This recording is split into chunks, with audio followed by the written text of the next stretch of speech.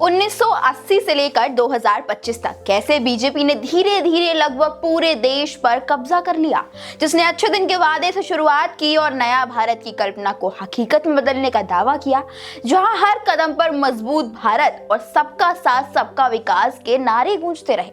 1980 में अपनी स्थापना के बाद से बीजेपी ने धीरे धीरे अपनी स्थिति मजबूत की और भारतीय राजनीति में एक प्रमुख ताकत बन गई।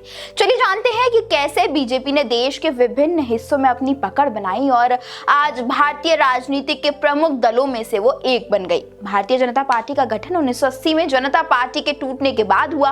पहले बीजेपी का नाम भारतीय जनसंघ था। शुरुआती वर्षों में बीजेपी का परचम ऊंचा नहीं था और ये कांग्रेस के सामने एक छोटी सी पार्टी के रूप में जानी जाती थी। 1984 में लोकसभा चुनावों में पार्टी को सिर्फ 2 सीटें ही मिल पाई थी। 1990 के दशक में बीजेपी ने अपनी रणनीति में महत्वपूर्ण बदलाव किए और जनसंघ से बीजेपी के रूप में एक नए सिरे से पहचान बनानी शुरू की और हिंदुवाद को अपने अभियान का मुख्य हिस्सा बनाया। 1992 में बाबरी मस्जिद के ध्वंस के बाद पार्टी ने हिंदू वोटों को अपनी ओर आकर्षित करना शुरू किया। 1996 में बीजेपी ने केंद्र में सरकार बनाने की कोशिश की पर पूर्ण बहुमत पाने में सफल नहीं रही। लेकिन 1996 से लेकर 2004 तक बीजेपी और उसके सहयोगी दलों की सत्ता का दबदबा लगातार बढ़ता ही गया।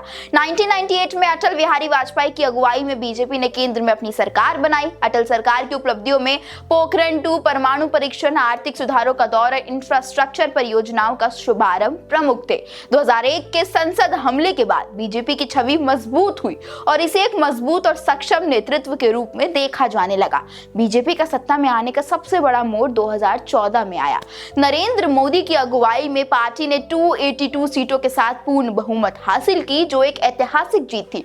इस चुनाव में मोदी की पहचान एक मजबूत नेता के रूप में बन गई और उनका अच्छे दिन का नारा देश भर में लोकप्रिय हुआ। 2019 में नरेंद्र मोदी के नेतृत्व में बीजेपी ने 303 सीटों के साथ फिर से लोकसभा चुनाव में ऐतिहासिक जीत दर्ज की।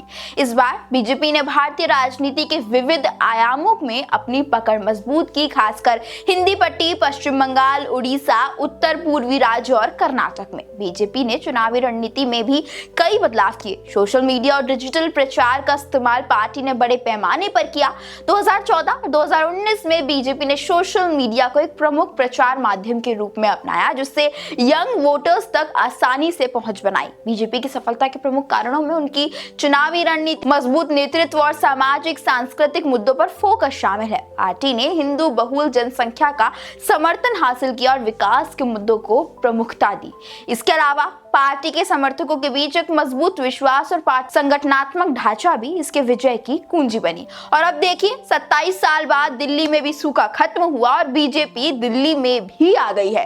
खैर, बीजेपी ने जिस तरीके से ग्रोथ की है, ये जर्नी आपको कैसी लगी हमें कमेंट्स करके जरूर बताइए और देखते रहिए देश के नेता।